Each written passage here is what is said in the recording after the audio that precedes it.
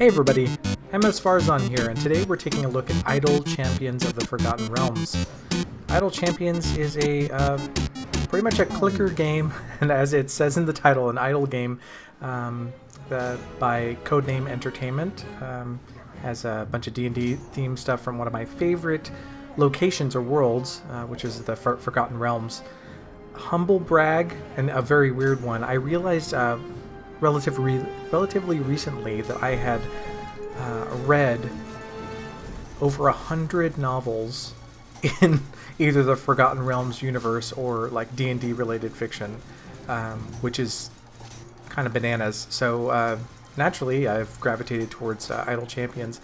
And if you haven't played in a clicker or an endless clicker or an idle game, you might be in for a surprise at just how much this game rewards you for not playing it.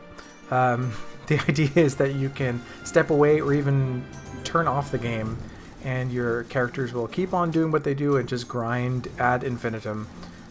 So you can come back and collect your gold and level up your characters and just keep going.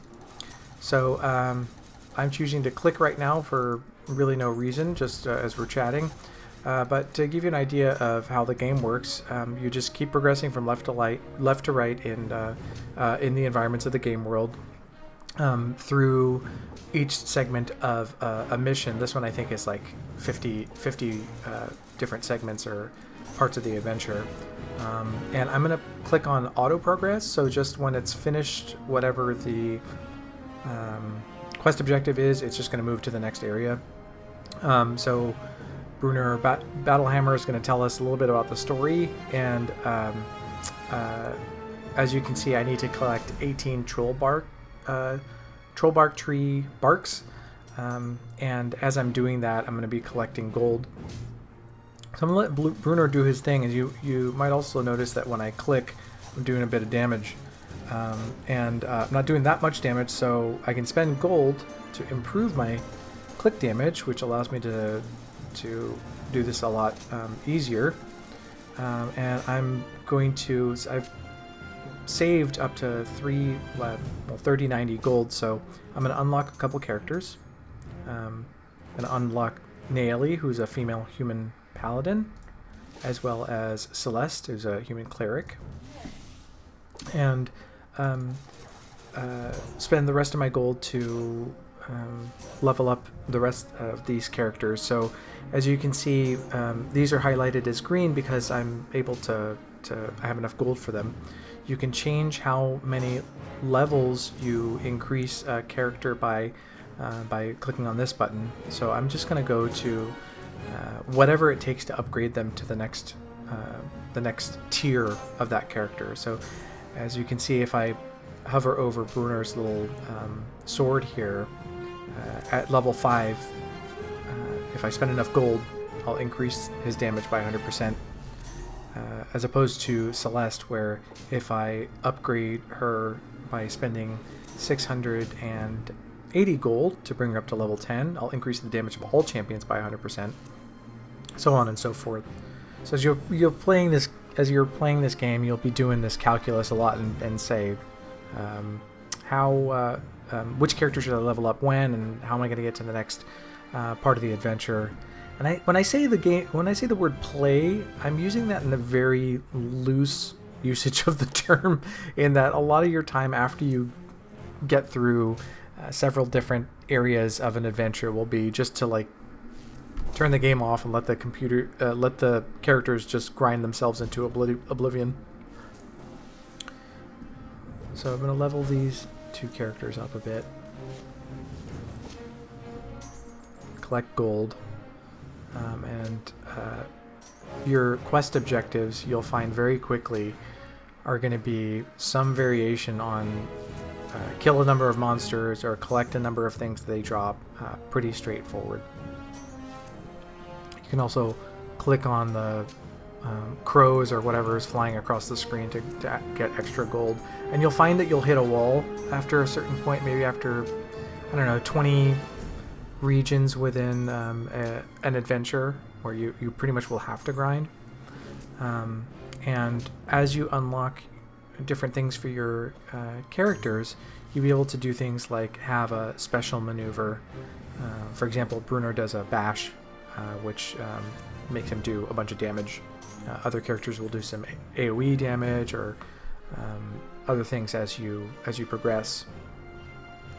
Some other interesting things of note as we're playing the game is that the game focuses heavily on formations. So as you see, as I hover over Bruno, he increases the damage of the people within the same column as himself. If I start to drag him around, you can see that there's this triangular formation or wedge formation, and the people that are within the same column as him will get extra damage. So I'll move him back here. At the same time, Celeste increases the damage of champions adjacent to her, so that means I should move Bruno closer to her. And then Naomi doesn't do anything in relation to columns right now, so you'll be thinking about that as you're playing the game, because some champions will only increase the damage of characters in front of them or behind them or what have you. So that will come into your strategy of how to make your party better suited for the battle to come. I'm going to unlock Jarlaxle because he does a whole heck ton of damage. And I'm going to switch him out with Naeli so that he gets the benefit from Celeste as well as from Bruno. And as you're going, you'll collect gems, specifically from boss fights. Gems are used to be spent in the game store, which we can take a look at. So, like, if I go to this offer page, for example... Well, I don't want to do that.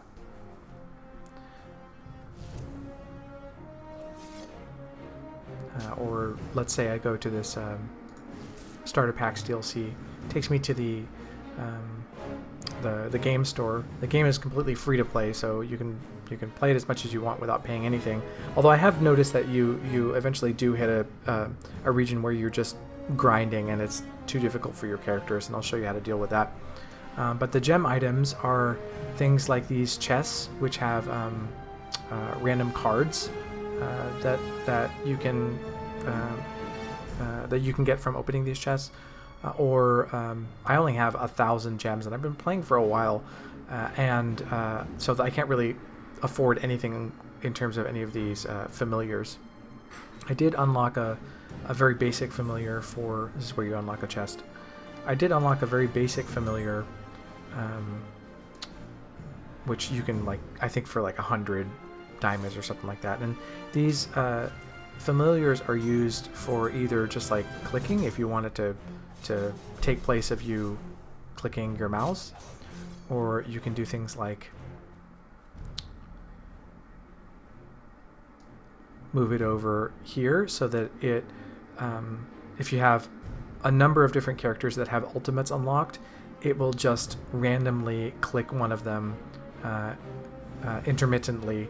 So if you're, let's say offline and your characters are just beating their heads against a wall, it will automatically have them use their ultimates at different intervals of time so that perhaps it gets them past levels faster. So yeah, we'll just let him do his thing. I'll keep leveling up my characters and my click ability. I've found myself getting into this weird rhythm with the game too, where it's like I'll clearly be done playing the game for the moment, and then I'll be like, all right, well, I'm just gonna level everybody up to within like hundreds of thousands of gold required, and then I'll get there and I'll be like, well, I should at least level up my click ability to hundreds of thousands. And then I'll do that, and then like 10 minutes later I'll be like, what if I go into like millions? And the game does go off on just like crazy levels of billions and trillions and so on and so forth of gold. So there's really no end to how much gold you can get, at least from what I've seen. There's also an inventory system that I haven't really gotten into. and haven't spent much time with the cards that you get from chests or anything like that. Honestly, this is just the kind of game where you'll play a little bit to get your companion started, and then once you get to a certain place where you've pretty much maxed out everything you can do, and you've hit a wall at like a boss, let's say, then you'll be like, I just need to step away. I can't grind with them. I can't help you any more than I've helped you. And you'll step away for a few hours, and then you'll come back, and they will have just, you know, grinded for like several trillion gold, and you'll level them all up. You'll progress another 5 or 10 areas, and then you'll just rinse and repeat until you complete the mission.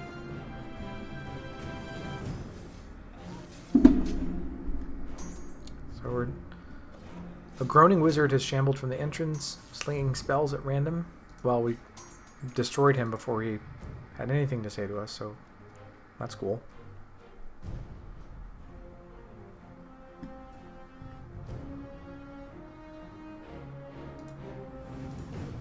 So you might also notice that so I'm gold. You maybe can't see this because it's very small text, but at the top of the screen, I have a number of gold plus 3,395% gold find. That's really how the game wants you to progress between missions, is to increase divine favor with one of the deities of Forgotten Realms. What that does, essentially, I'll show you on the mission select screen. It allows you to play all the different missions or adventures within a specific container of quests or adventures, and it wants you to replay them to increase your gold find, which then in turn increases the ceiling of the type of power that you can get within a certain adventure. Because if you don't have enough gold, you don't have enough power, because you haven't been able to level up your characters enough, and so you need to keep grinding until you increase your gold find.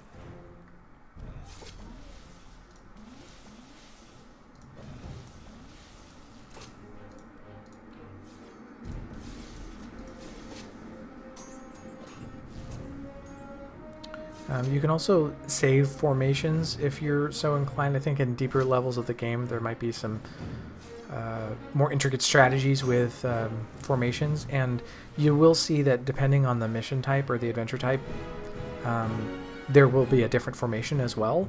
So you know, I've seen some wacky ones which do not look like a wedge formation at all. They look like I don't know, just like something somebody made up using a random spatial generator. So you know, that might influence the way that you position your characters. So it looks like I unlocked Flame Strike for Celeste, which is an ultimate attack, but my familiar has just used that automatically, probably at the worst possible time.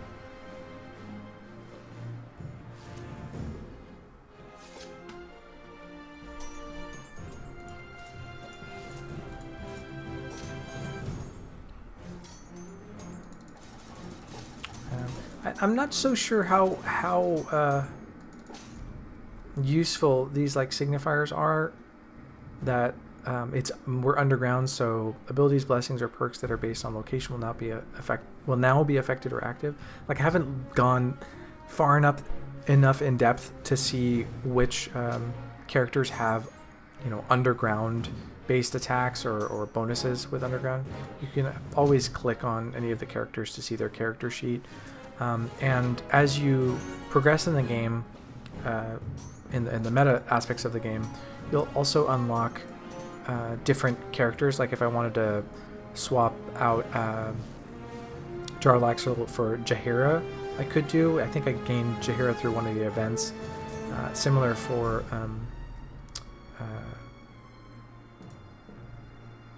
what's their name? Naeli. You can switch them out for Mehen. And there's you know, a lot of other characters that you could swap out in your formation. Let's unlock Calliope, who is a bard.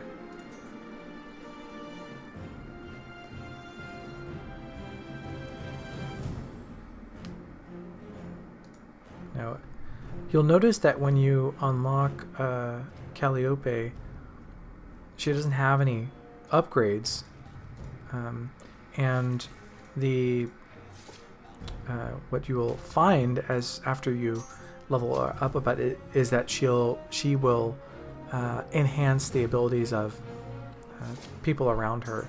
So right when you unlock one of the characters, you may not be getting the absolute benefit from them that you will at later levels, which is how they get you to stick with the character progression. I'm telling you, it's like you might be watching this and think, oh, it's such a simple game, and actually, why would I play it if I could just like let it like close the game and let them just grind themselves into oblivion? Well, I mean, let mine be a cautionary tale. It's super addictive.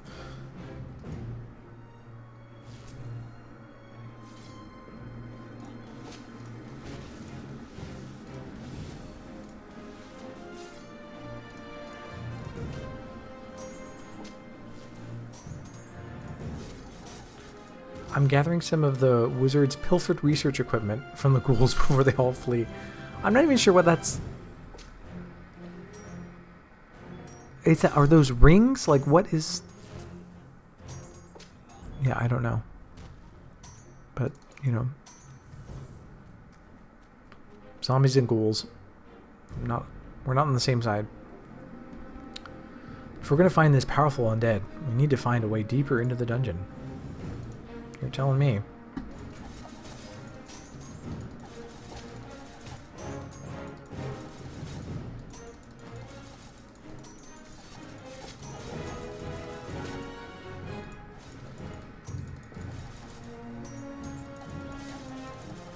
Man, these zombie villagers, all they want to do is create their zombie farms and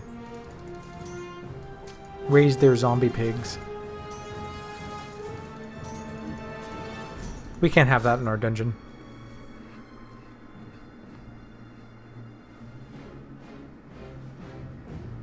The hall seem quieter for a reason. Maybe it's because we killed the undead. Alright, we need to improve our abilities here. I'm clicking too much. So, now that I've got Bruno up to level 150, I've got to decide whether I want him to be a shield master or a battle master. I just want him to do more damage, so I'm going to choose battle master. And same with Celeste. She can either focus on war domain or life domain. I guess I'll select life domain so she's better at curing wounds. And they've done a good job with I mean, say what you want about click games or idle games or whatever, but they've done a good job of incorporating all the Forgotten Realms and D&D mythos into the game. It strangely feels very much like a D&D game set in the Sword Coast or in the Forgotten Realms. I appreciate the fidelity with which they've approached incorporating light bits of story and lore into the game.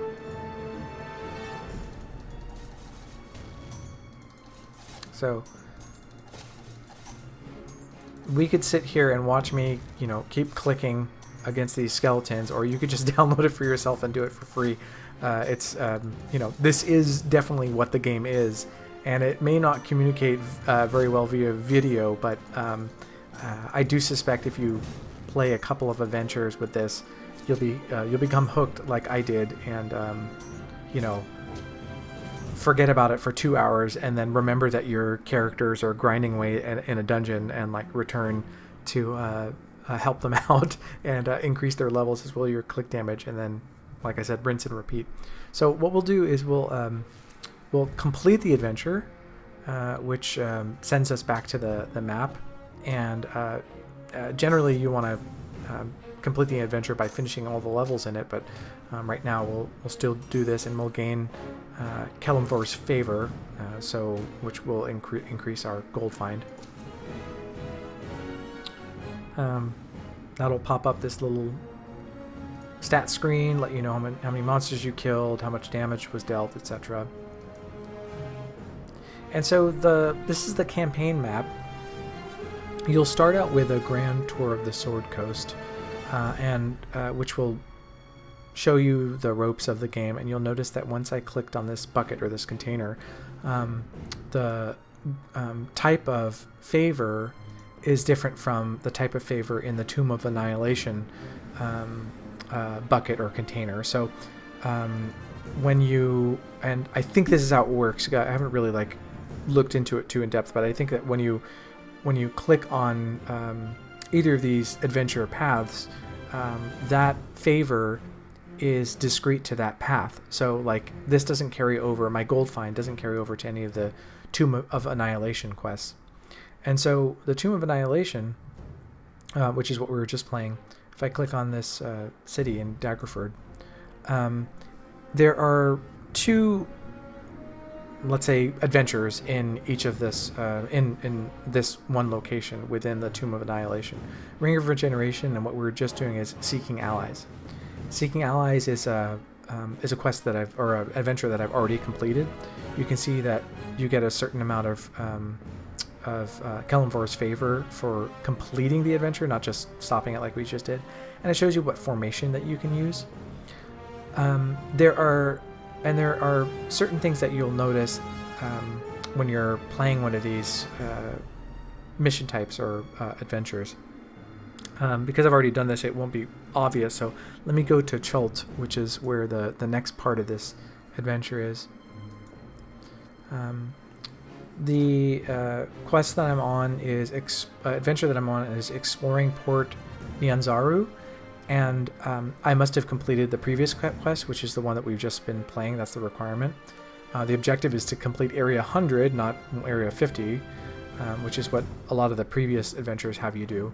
And there are no restrictions, and you get a number of gems as well as Kellenvor's favor. But once you complete one of those adventures, it unlocks free play, which allows you to just jump back in and gain more favor within that container. And it also unlocks these different variations that you see are challenging or deadly or what have you. So if I play the challenging version called Useless Allies, I have to first have completed the base quest, and these there's an added restriction where 3 useless adventures join your party, taking up 3 formation slots, and they change slots every 25 areas. So that does sound pretty useless, and that's the way that I'm able to gain more gems as well as more favor. Or I could just keep playing to get more favor. But as we saw with the area in Chult, this starting adventure is already deadly, which means that I don't have enough favor for it to make sense for me to play this. In fact, I think I played until like level 75 or area 75 or something, and it just wound up being too difficult. My companions hit a wall and they would grind for hours on end and just not get enough gold for it to make sense for me to continue.